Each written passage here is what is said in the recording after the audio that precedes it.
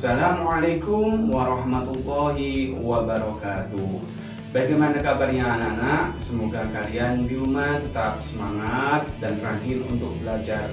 Berjumpa kembali bersama kami Pak Karim untuk melanjutkan pelajaran yang kemarin. Pelajaran kali ini yang akan kita bahas yaitu tentang sistem perkembangbiakan pada hewan dan tumbuhan. Namun sebelum pelajaran ini kita mulai, mari kita buka dengan berdoa bersama. Persiapan berdoa. Berdoa mulai. A'udzubillahi minasyaitonirrajim. Bismillahirrahmanirrahim. Rabbi zidni ilma warzuqni fahma waj'alni minasyolihin. Rabbi shrahli sadri wa yassirli amri wahlul 'uqdatam min lisani yafqahu qawli bi rahmatika ya arhamar rahimin. Simak terus videonya dan perhatikan penjelasannya agar bisa menambah pengetahuan dan lebih memahami pelajaran tentang sistem perkembangbiakan pada hewan dan tumbuhan. Yuk kita simak video berikut ini. Sistem perkembangbiakan tumbuhan dan hewan. Perkembangbiakan tumbuhan diperlukan untuk melestarikan jenis tumbuhan tersebut.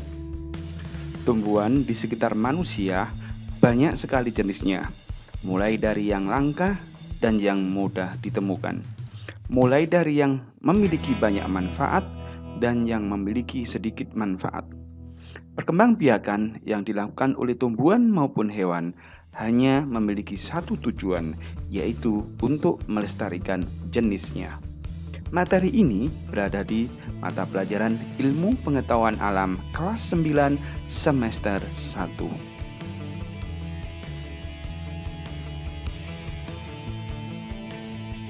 Materi ini berada di KD 3.2. Dan juga berada di KD 4.2.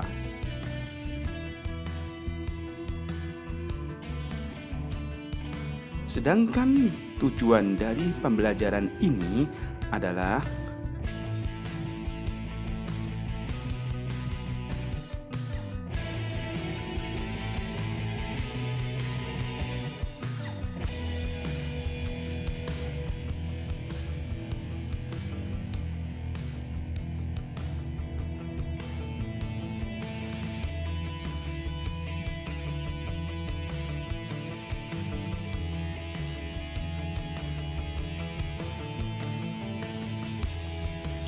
berikut adalah yang akan kita bahas, yaitu perkembangbiakan tumbuhan.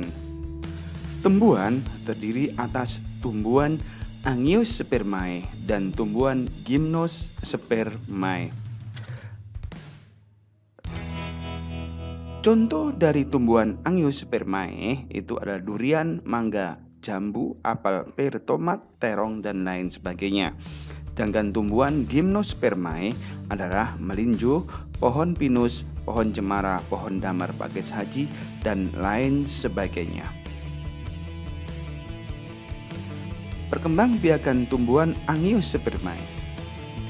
Cara perkembangbiakan tumbuhan Angiospermae dibagi atas dua jenis, yaitu perkembangbiakan secara vegetatif atau aseksual dan yaitu perkembangbiakan tumbuhan dengan menggunakan bagian tumbuhan yang dapat menghasilkan individu baru tanpa proses fertilisasi atau tak kawin.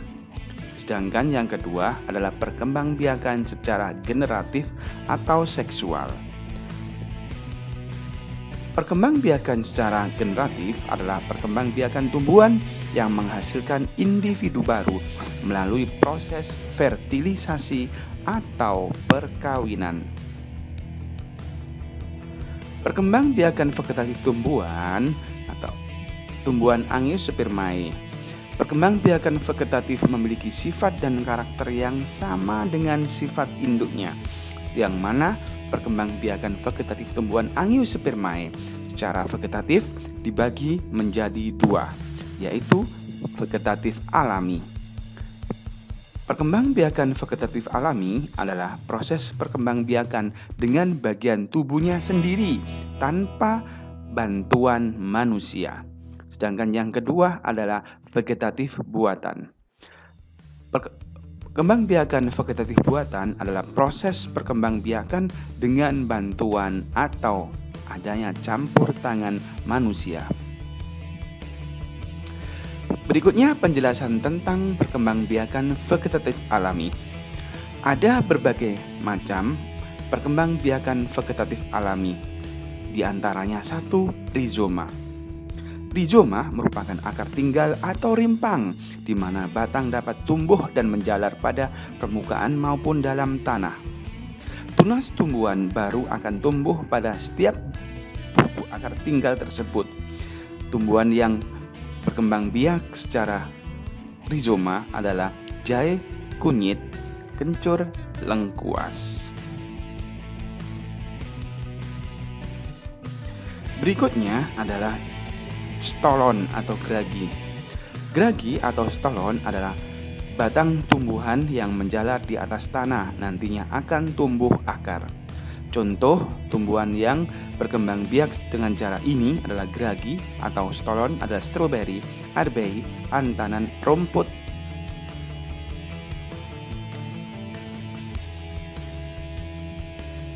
Yang ketiga adalah perkembangbiakan vegetatif alami dengan cara umbi lapis. Umbi lapis adalah pelepah daun tipis yang berlapis-lapis. Pada bagian atas umbi akan tumbuh daun dari bagian bawah tumbuhan, akan serabut membentuk cakram atau batang. Contoh tumbuhan yang berkembang biak secara umbi lapis adalah bawang merah, bawang putih, bombay, dan bunga tulip. Selanjutnya adalah umbi batang. Perkembangbiakan vegetatif alami sistem umbi batang adalah dengan cara batangnya tumbuh di dalam tanah. Selanjutnya batang tersebut akan mengembang dan membentuk umbi.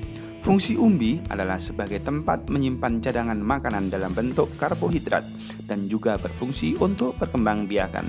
Contohnya kentang, bengkuang, lengkuas, dan umbi jalar.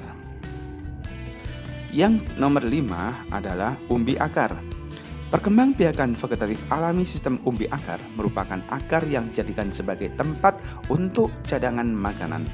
Contoh tumbuhan yang berkembang biak dengan cara umbi akar adalah singkong, wortel, lobak, dan tanaman dahlia. Yang keenam adalah tunas adventif. Tunas adventif adalah tunas yang berbentuk tidak pada tempat biasanya atau tempat biasanya ujung batang atau ketiak daun. Tunas adventif ada dua macam.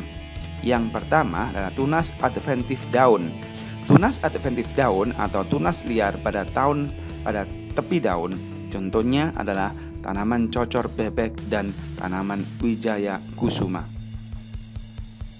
Sedangkan tunas adventif akar adalah tunas adventif yang muncul dan tumbuh menjadi akar. Contohnya pada kesemek, pisang, bambu, cemara, sukun, dan tebu. Selanjutnya anak-anak, setelah kalian menyimak penjelasan tadi, coba ambil buku tulis, catat soal yang pertama. Sebutkan 5 macam perkembangbiakan tumbuhan secara vegetatif alami, serta berikan contoh masing-masing tumbuhan sebanyak 4. Berikutnya yang akan kita bahas yaitu perkembangbiakan vegetatif buatan.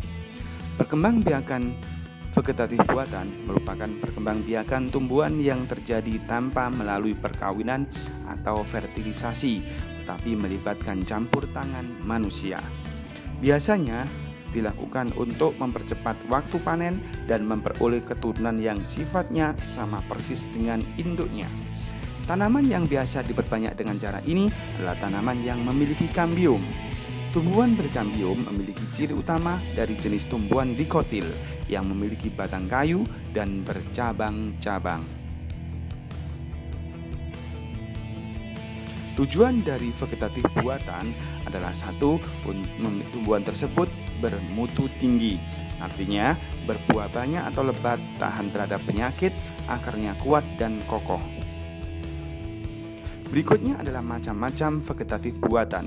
Yang pertama adalah dengan cara cangkok, yang kedua dengan cara sambung, yang ketiga dengan cara okulasi, yang keempat dengan cara merunduk, yang nomor 5 dengan cara stek.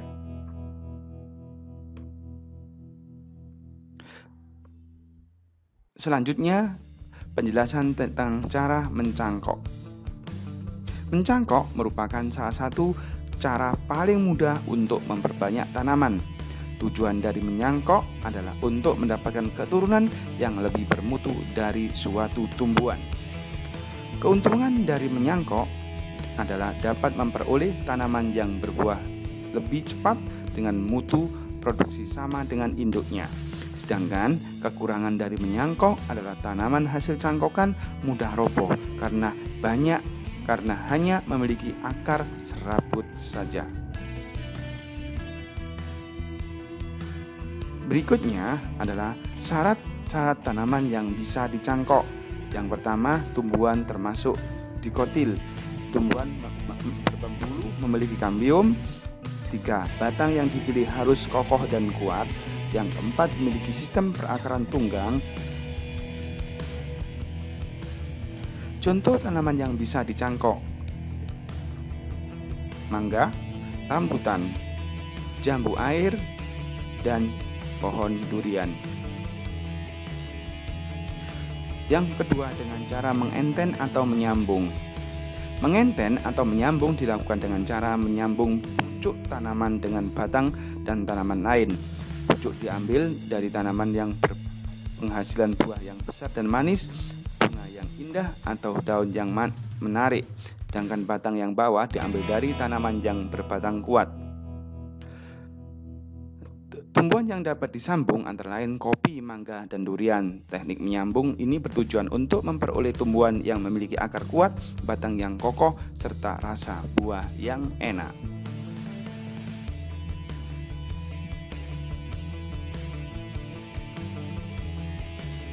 Berikutnya dengan cara stek.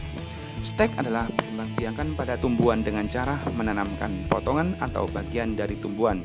Bagian dari tumbuhan yang dapat ditanam berupa batang, tangkai, atau daun. Tidak semua tumbuhan dapat distek. Contoh tumbuhan yang dapat distek adalah singkong dan mawar. Singkong dapat distek bagian batangnya, sedangkan mawar dapat distek bagian tangkainya. Berikutnya dengan cara merunduk. Merunduk atau layering adalah salah satu bentuk perkembangbiakan vegetatif buatan pada tumbuhan bercabang panjang dengan cara merundukkan ke tanah agar batang tanaman yang merunduk dapat berkembang biak. Dari ruas-ruas batang tanaman tersebut akan tumbuh akar dan menjadi tanaman yang baru. Syarat merunduk dilakukan pada tanaman yang berbatang lentur, panjang, tidak mudah patah, serta cabang batangnya tumbuh di dekat tanaman. Contoh tanaman yang bisa merunduk adalah stroberi, arbei, melati, dan pohon apel. Berikutnya yang nomor 5 dengan cara okulasi atau menempel. Menempel atau okulasi adalah menempelkan mata tunas pada batang tanaman sejenis yang akan dijadikan induk. Tumbuhan yang ditempeli harus strukturnya kuat. Okulasi bertujuan untuk menggabungkan dua tumbuhan berbeda sifatnya sehingga dihasilkan tumbuhan yang memiliki dua jenis buah atau bunga yang berbeda. Contoh okulasi pada bunga mawar akan menghasilkan dua warna atau lebih yang berbeda. Pada buah mangga, batang bawah memiliki perakaran kuat dan dalam serta bahan terhadap penyakit akar. Selanjutnya, syarat-syarat tanaman yang bisa diokulasi. Tanaman akan diokulasi tidak sedang memiliki daun baru. Batang atas dan bawah memiliki umur yang sama, minimal 15 tahun. Kedua tanaman yang akan diokulasi masih satu famili atau genus. Batang memiliki perakaran yang kokoh dan kuat, sedangkan tidak terserang penyakit atau hama. Berproduksi tinggi atau berbuah banyak. Tanaman yang akan diokulasi tidak sedang memiliki daun baru, ranting atau cabang berbentuk buah atau silindris. Berikut ini contoh tanaman yang bisa diokulasi adalah tanaman mangga, kakao, belimbing, dan sebelum membahas tentang perkembangbiakan tumbuhan secara generatif, coba kalian tulis kembali soal nomor 2. Proses perkembangbiakan tumbuhan secara vegetatif buatan ada 5, yaitu cangkok, sambung, okulasi, merunduk, dan stek. Jelaskan langkah-langkah untuk melakukan cangkok, sambung, okulasi, merunduk, dan stek, serta sebutkan kelebihan dan kekurangan masing-masing pada proses pertumbuhan vegetatif secara buatan tersebut. Selanjutnya yang akan kita bahas yaitu tentang perkembangbiakan tumbuhan secara generatif.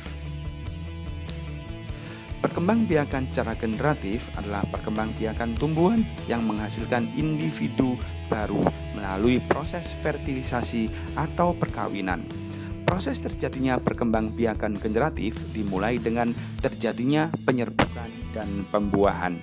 Penyerbukan yaitu proses jatuhnya serbuk sari pada kepala putik.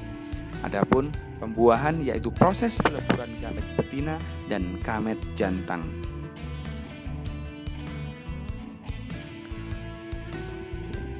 Alat perkembangbiakan generatif pada tumbuhan. Bunga merupakan salah satu alat perkembangbiakan secara generatif. Bunga mempunyai alat kelamin berupa jantan dan betina. Putik merupakan kelamin betina, sedangkan benang sari merupakan kelamin jantan. Bunga mempunyai beberapa putik yang letaknya berada di tengah dasar buah. Putik tersusun atas bakal buah pada bagian dasar, tangkai putik yang ramping di bagian bakal buah, dan kepala putik yang berada di ujung tangkai putik. Benang sari tersusun atas tangkai sari dan kepala sari. Kepala sari mempunyai kantong sari yang berisi serbuk sari. Setiap serbuk sari berisikan inti sel sperma atau sel kelamin jantan.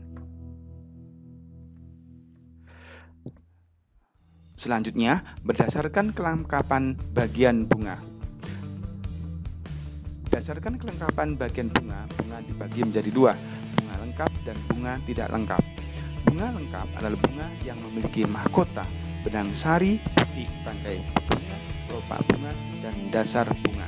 Sedangkan bunga tidak lengkap adalah bunga yang tidak memiliki salah satu atau bagian bunga, baik perhiasan maupun alat kelamin bunga. Berdasarkan kelengkapan alat kelaminnya, bunga dibagi menjadi 2, bunga sempurna dan bunga tidak sempurna. Bunga sempurna adalah bunga yang memiliki 2 alat kelamin, yaitu benang sari dan putik. Sedangkan bunga yang tidak sempurna adalah bunga yang tidak memiliki salah satu alat kelamin, diantaranya benang sari atau putik. Bagian bunga secara umum. Yang pertama adalah kepala putik, tangkai putik, dasar putik, kepala sari, tangkai sari, kelopak bunga, mahkota bunga, bakal biji, dan tangkai bunga.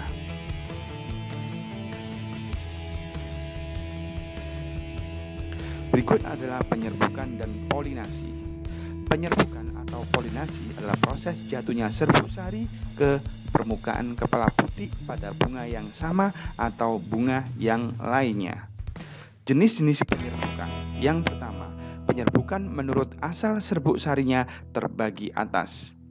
1. Penyerbukan sendiri atau autogami. 2. Penyerbukan tetangga atau gaetonogami. Yang ketiga, penyerbukan silang atau alogami. Yang keempat, penyerbukan pastar atau hibridisasi. Agar lebih memahami, perhatikan gambar berikut ini. Yang ada di samping ini merupakan contoh-contoh proses penyerbukan berdasarkan serbuk sarinya.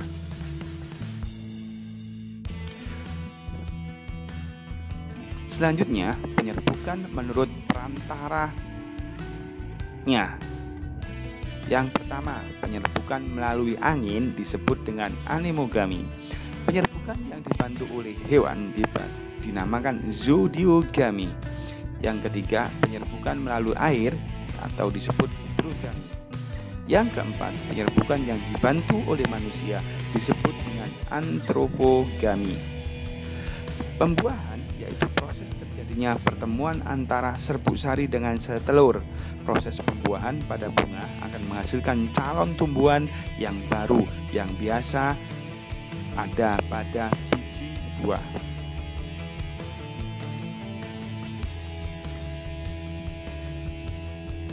Proses penyerbukan dan pembuahan. Berikut ini adalah gambaran tentang proses terjadinya penyerbukan dan pembuahan.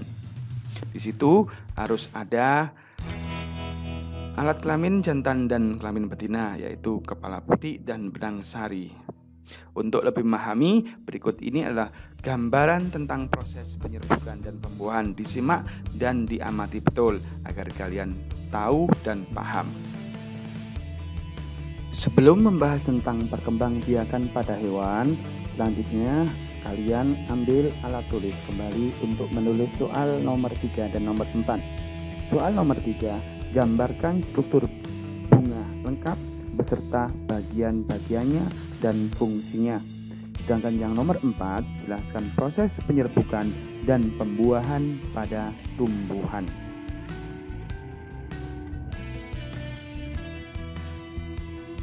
Selanjutnya, yang akan kita bahas tentang perkembangbiakan pada hewan. Perkembangbiakan pada hewan dibagi menjadi dua, yaitu perkembangbiakan secara generatif dan perkembangbiakan secara vegetatif. Perkembangbiakan secara generatif disebut juga dengan perkembangbiakan secara seksual, sedangkan perkembangbiakan secara vegetatif disebut juga dengan perkembangbiakan secara aseksual. Perkembangbiakan secara generatif pada tumbuhan dibagi atas dua macam, yaitu terjadi pada hewan vertebrata dan hewan avertebrata. Hewan vertebrata yaitu hewan yang bertulang belakang, sedangkan hewan avertebrata hewan yang tidak memiliki tulang belakang. Hewan vertebrata melalui proses fertilisasi eksternal dan fertilisasi internal. Sedangkan hewan avertebrata contohnya pada protozoa, porifera, coelenterata, vermes, anthropoda. Sedangkan perkembangbiakan pada hewan secara aseksual atau vegetatif terjadi melalui membelah diri, fragmentasi, pembentukan tunas, dan sporulasi. Yang pertama, perkembangbiakan vegetatif dengan cara pada hewan, yaitu dengan cara membelah diri. Membelah diri disebut juga dengan pembelahan biner. Pada pembelahan biner atau membelah diri ini, dari satu individu membelah secara langsung menjadi dua sel anak. Contoh pembelahan ini terjadi pada hewan amoeba, Paramecium sp dan Euglena sp. Berikut ini, gambar ini merupakan salah satu contoh proses pembelahan diri pada amoeba. Yang kedua, perkembangbiakan vegetatif pada hewan yaitu cara fragmentasi. Fragmentasi adalah proses perkembangbiakan dengan bentuk produksi aseksual atau cloning, di mana organisme memecah diri menjadi fragmen-fragmen, yang mana proses perkembangan ini dialami oleh cacing planaria. Untuk lebih jelas prosesnya, simak gambar di samping ini. Dan yang ketiga yaitu perkembangbiakan vegetatif pada hewan, yaitu dengan cara pembentukan tunas. Perkembangbiakan vegetatif ini dilakukan oleh hidra, dimulai dengan munculnya tunas kecil atau kuncup pada hewan dewasa. tunas kecil tersebut akan tumbuh dan berkembang menjadi organisme baru yang melekat pada hidra dewasa sebagai induknya yang ditandai dengan munculnya tentakel dan mulut. Lebih jelasnya, perhatikan gambar di samping ini. Yang ketiga adalah dengan cara sporulasi. Sporulasi merupakan proses perkembangbiakan vegetatif pada hewan, di mana proses pembelahan berganda atau pembelahan multiple yang menghasilkan spora. Contoh perkembangbiakan vegetatif pada hewan ini dilakukan oleh Plasmodium, di mana siklus sporulasi, multiple cell, pembentukan filamen aksesial, pembentukan septat, pembentukan prespora, pembentukan korteks, pembentukan mantel spora bebas, germinasi diikuti dengan aktivitasi pembengkakan spora dan pembentukan sel. Berikut ini adalah proses perkembangbiakan generatif pada hewan avertebrata. Yang pertama yaitu protozoa. Perkembangbiakan dengan cara konjugasi, yaitu perkembangbiakan antara dua individu sejenis yang tidak diketahui jenis kelaminnya. Yang kedua yaitu porifera. Porifera adalah hewan hemaprodit atau yang disebut dengan hewan yang memiliki dua alat kelamin. Tetapi sel telur dan sel sperma dihasilkan pada waktu yang berbeda. Spons tidak punya gonad atau organ reproduksi, tetapi spons dapat menghasilkan sperma lewat koanosit. Sedangkan sel telur dihasilkan oleh amobosit. Spons mengeluarkan sel sperma ke air dan berbentuk sel telur. Telur yang berfertilisasi berenang mencari tempat untuk menempel dan tumbuh menjadi individu baru. Yang ketiga, perkembangbiakan generatif pada avertebrata yaitu pada Coelenterata. Coelenterata bersifat hemaprodit, contohnya hidra. Berbeda dengan porifera, ovum hidra dapat dibuahi oleh sperma yang dihasilkan oleh individu yang sama. Jadi hidra dapat terjadi pembuahan sendiri. Yang nomor 4 yaitu Vermes. Vermes salah satu dari cacing tanah. Cacing tanah bersifat hemaprodit. Namun cacing tanah tidak dapat terjadi pembuahan sendiri karena masa ovum dan sperma tidak terjadi secara bersamaan dan tidak ada saluran yang menghubungkan ovarium dan testis. Yang nomor 5, Arthropoda. Arthropoda merupakan hewan yang berkuku-kuku seperti udang yang bersifat gonokoristik, artinya alat reproduksi jantan dan betinanya terpisah pada satu individu yang berbeda. Berikut ini adalah perkembangbiakan generatif pada hewan vertebrata. Hewan vertebrata adalah hewan yang memiliki tulang belakang. Hewan vertebrata bersifat gonokoristik. Berdasarkan tempat terjadinya, pembuahan dibedakan menjadi dua macam, yaitu fertilisasi eksternal adalah pertemuan antara sperma dan ovum terjadi di luar tubuh induk betina, tepatnya ada di air. Contohnya hewan kelas Pyxes maupun amfibi. Yang kedua, fertilisasi secara internal adalah pertemuan antara sperma dan ovum terjadi di dalam tubuh induk betina di saluran ovum yang disebut dengan oviduct. Contoh hewan reptilia atau hewan melata, aves, burung, dan mamalia adalah hewan yang menyusui. Selanjutnya, berdasarkan letak dan cara memperoleh makanan masa embrio terbagi atas 3 macam. Yang pertama, ovipar atau bertelur adalah jenis reproduksi dengan cara menghasilkan telur yang berkembang dan menetas di luar tubuh induknya seperti ayam, burung, ikan, dan katak.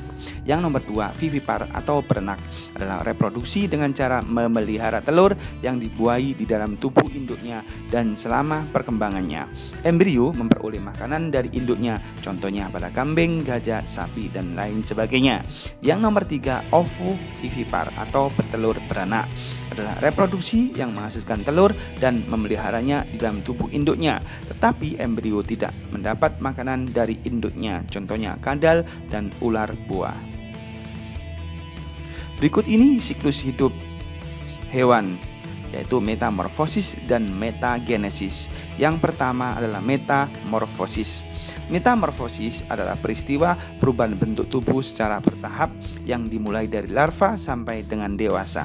Metamorfosis dapat terjadi pada serangga dan juga amfibi. Berdasarkan tahapannya, metamorfosis dibedakan menjadi dua, yaitu metamorfosis sempurna dan metamorfosis tidak sempurna. Metamorfosis sempurna atau holometabolisme. Metamorfosis sempurna adalah perubahan bentuk hewan yang dimulai dari fase telur, larva, pupa atau kepompong lalu menjadi dewasa. Contoh hewan yang mengalami metamorfosis sempurna adalah kupu-kupu. Selanjutnya, metamorfosis tak sempurna atau hemimetabolisme. Metamorfosis tak sempurna adalah perubahan bentuk hewan yang dimulai dari fase telur, nimfa, imago, kemudian dewasa. Nimfa adalah hewan muda yang mirip dengan hewan dewasa tetapi berukuran lebih kecil dengan perbandingan tubuh yang berbeda. Contoh hewan yang mengalami metamorfosis tidak sempurna adalah kecoa, capung, dan rayap.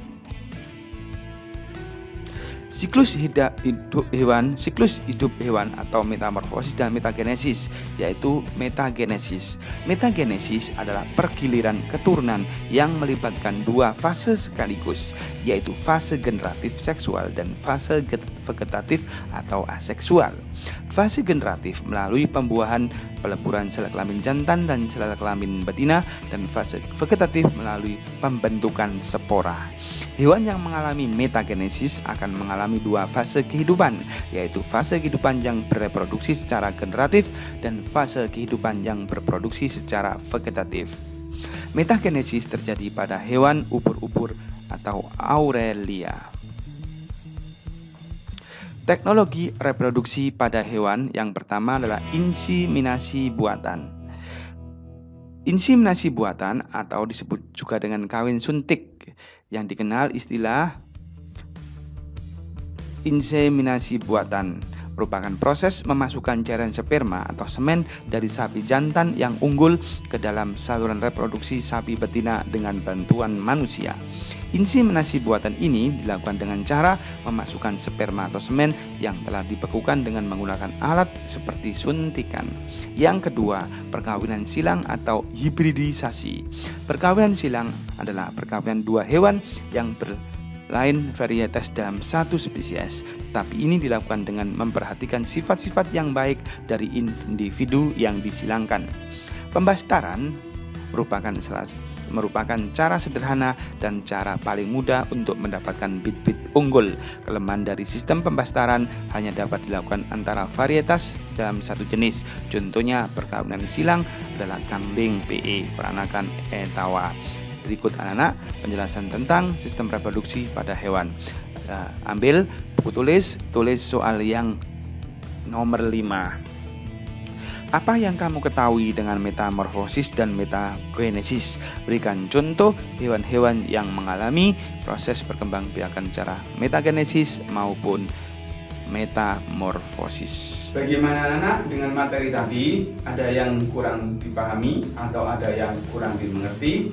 Jika kalian belum paham, bisa Anda tuliskan di kolom komentar yang ada di bawah ini. Semoga penjelasan tadi bisa menambah pemahaman dan wawasan kalian. Sebelum kita akhiri pertemuan kali ini, mari kita akhiri dengan berdoa bersama. Persiapan berdoa. Berdoa mulai. A'udzubillahi minasyaitonirrajim. Bismillahirrahmanirrahim. Allahumma inni astaghfiruka ma 'allamtani wartudhu ilayya indaka hajati wa la tansanihi ya rabbal alamin. Subhanakallahumma wa bihamdika asyhadu an la ilaha illa anta astaghfiruka wa atubu ilaik. Dari saya cukupkan sekian. Saya akhiri. Assalamualaikum warahmatullahi wabarakatuh.